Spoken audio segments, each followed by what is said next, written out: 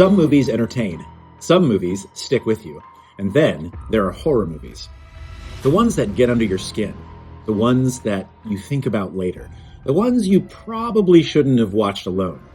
There's something about horror that keeps pulling us back, even when we know exactly what we're signing up for.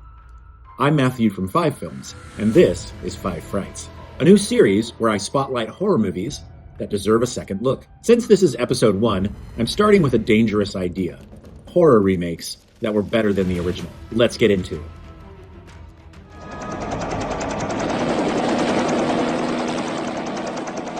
"12 men have just discovered something. For 100,000 years, it was buried in the snow and ice. Now it has found a place to live. Inside. Where no one can see it, or hear it, or feel it." In 1982, John Carpenter's The Thing took the 1951 sci-fi classic and turned it into one of the most pivotal horror films ever made. Kurt Russell leads a group of researchers in Antarctica who realize something among them isn't what it appears to be. Here are 5 reasons you should watch John Carpenter's remake of The Thing, or watch it again. First, the paranoia is relentless. This isn't just about the monster, it's about not knowing who to trust. Second, the practical effects are still unmatched. While the effects in the 1951 original have not aged well, what we see in the Carpenter remake still holds up.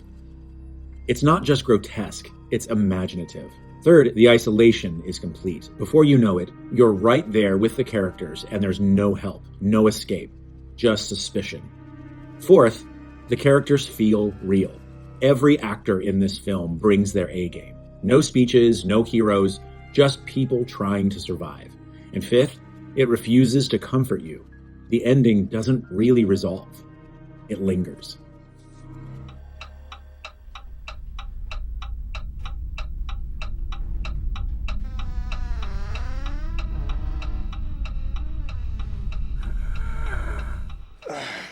Vivian? Honey, are you okay?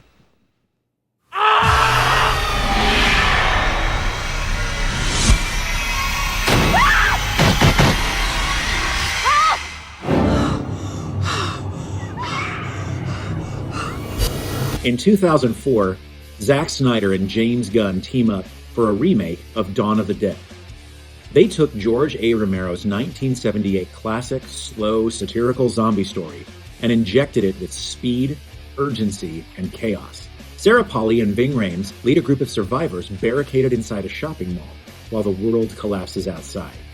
Here are 5 reasons you should watch the 2004 remake of Dawn of the Dead, or watch it again. First, the opening comes out swinging. This film drops you straight into collapse. Very little build-up, no warning, just instant, visceral, zombie apocalypse panic.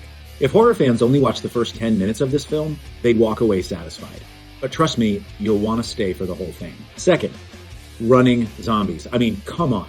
This totally changes the game. There is no time to think, only react. Third, the group dynamics work.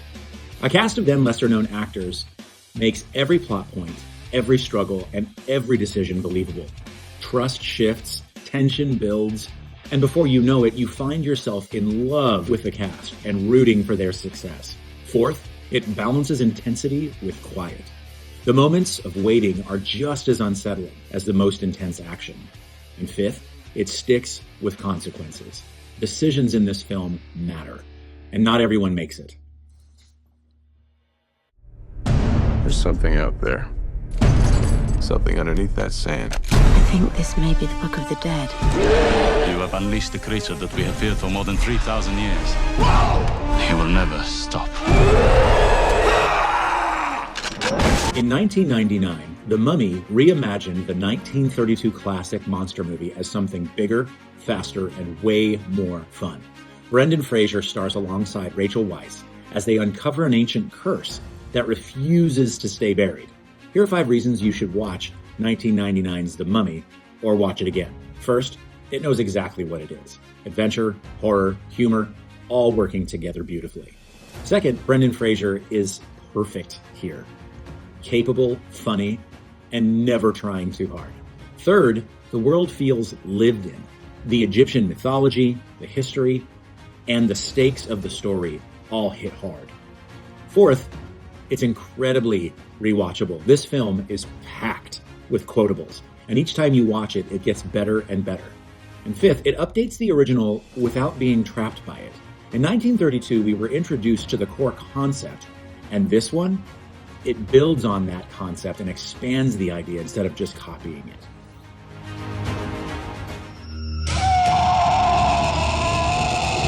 If it had a mind, you could reason with it. If it had a body, you could shoot it. If it had a heart, you could kill it.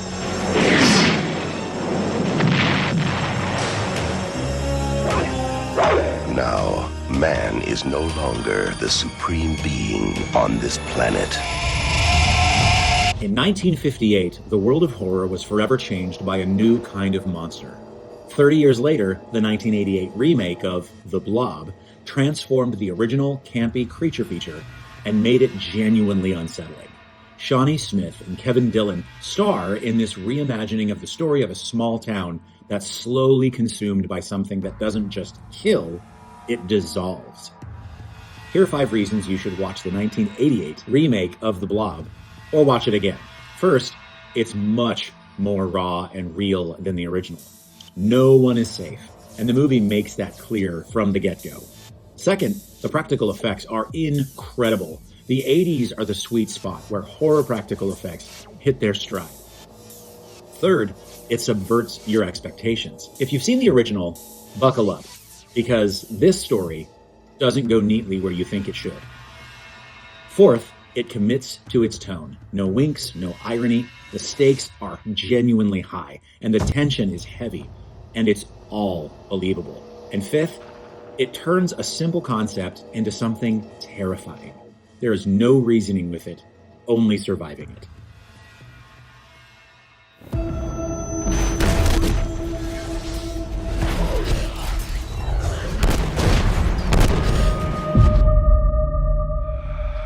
Why is it important for people not to touch it? It's contaminated, could be contaminated. In 1958, we saw Hollywood's first swing at bringing Jack Finney's novel Body Snatchers to the big screen. Since then, there have been at least 3 more attempts. One in 1978, one in 1993, and finally in 2007. 2007's The Invasion revisits this familiar premise with a much colder, quieter, and ultimately more sinister approach. Nicole Kidman stars alongside Daniel Craig as a psychiatrist navigating a world where people are being replaced, and most don't even realize it. Here are 5 reasons you should watch The Invasion, or watch it again. First, it leans into subtlety. The threat isn't chaos, it's calm. Literally, the bad guys in this film are the ones handling everything with inhuman steadiness that nearly leads to a version of world peace that nobody wants. Second, Nicole Kidman grounds the film. Now, would I go so far as to say I think this is her best performance? Yes. Yes, I would.